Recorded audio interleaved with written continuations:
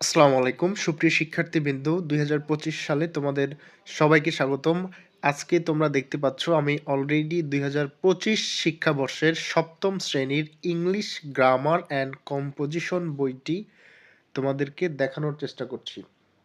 এটা হচ্ছে তোমাদের ২০২৫ সালের সপ্তম শ্রেণীর ইংরেজি ব্যাকরণ বই। তোমরা অলরেডি দেখতে পাচ্ছ। তো এই বইটি এখন পর্যন্ত হয়তোবা তোমাদের হাতে পৌঁছায়নি, তবে যারা বুদ্ধিমান রয়েছে তারা অবশ্যই বইটি অনলাইন থেকে ডাউনলোড করে নিয়ে পড়াশোনা স্টার্ট করে দিবা।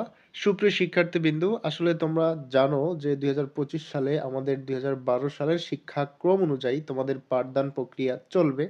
তো আমি জাস্ট তোমাদেরকে দেখানোর চেষ্টা করব ২০২৫ সালে আসলে তোমাদের কি কি বিষয় শিখতে হবে।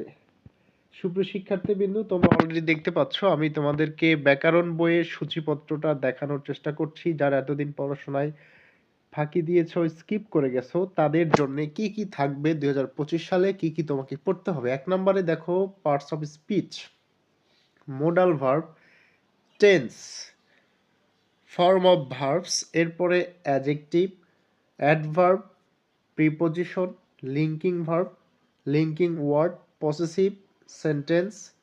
এক কথায় ইংরেজি ব্যাকরণের প্রায় সব বিষয় তোমাকে কিন্তু পড়তে হচ্ছে। এবং তুমি চাইলে সূচিপত্রটা ভালো করে দেখতে পারো। রাইটিং পার্টে কিন্তু তোমার কোন বিষয়টা আছে একটু খেয়াল করো। রাইটিং পার্টে তোমাকে পড়তে হবে প্যারাগ্রাফ, লেটার রাইটিং, দুইটা তোমাকে খুব ভালো করে পড়তে হবে এবং এটাতেই কিন্তু 50 মার্কস তোমার বরাদ্দ রয়েছে। সুপ্রিয় শিক্ষার্থীবৃন্দ, আমি তোমাদের বই থেকে কিছু অংশ দেখানোর চেষ্টা করছি। প্রথমে আমাদের পার্টস অফ স্পিচ, যেটার কিছু এক্সাম্পল তোমরা দেখতে পাচ্ছ। তো আমি অবশ্যই তোমাদেরকে সাজেস্ট করব তোমরা সরকারি ওয়েবসাইট www.nctb.gov.bd থেকে অবশ্যই বইটা ডাউনলোড করে নিবা। ঠিক আছে, সবাই ভালো থাকো। আসসালামু আলাইকুম।